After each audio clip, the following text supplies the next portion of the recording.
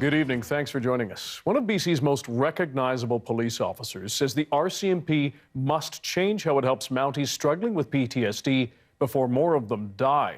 Staff Sergeant Jennifer Pound has been off work for more than 2 years after being diagnosed with PTSD. She says the RCMP is making officers wait too long for specialized help. That could prove tragic. This has left a hole in her family, and it's left a little boy without his mom. She has been the face of homicide policing in Metro Vancouver for 6 years, speaking with and for grieving families as part of the Integrated Homicide Investigation Team. What we have right now is a tragedy. But Jennifer Pound has paid a price for her devotion to her job and her police force. I just felt like it was spiraling, and every day was not getting better. It was just, I was kind of falling into the abyss. The RCMP staff sergeant has been off duty for 2 years after she was diagnosed with PTSD in 2017. It came after years of face-to-face conversations with the loved ones of murder victims. I started to absorb the darkness and the pain and the tragedy that the true victims were actually going through, and the families and the loss. Pound claims she got no immediate help from the force. She had to try to find her own PTSD therapist. When finally directed to the RCMP's Occupational Stress Injury Clinic, she was told it was a year-long wait list. It really just compounded and exacerbated my own injury. Pound says she has been getting proper treatment in the RCMP program since April. But long before, she says she felt pressured to return to work or be pensioned out.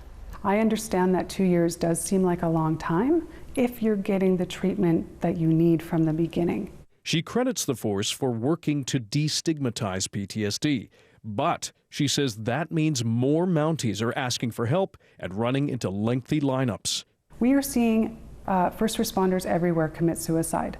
That is a tragedy. We are seeing first responders put their hand up and come forward and saying, I'm injured, I'm sick, and there's no help for them. The RCMP says 22 officers, either serving or retired, have ended their own lives since 2014. It's important to get them, though, that access quickly. Canada's former Auditor General sounded the alarm on mental health concerns for Mounties in a scathing report 2 years ago. This has to succeed for the RCMP.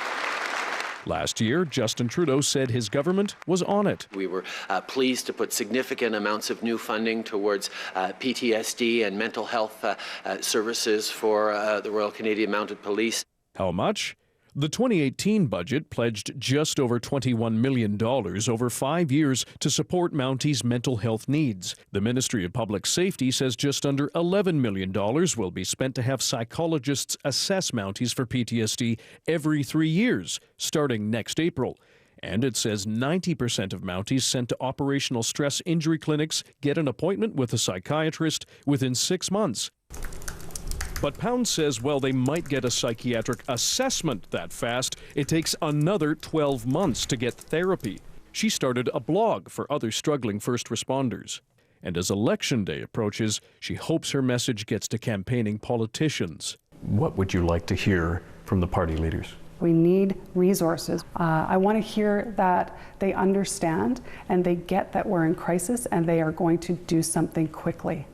If not, I can absolutely say that we are in crisis and it's only going to get worse.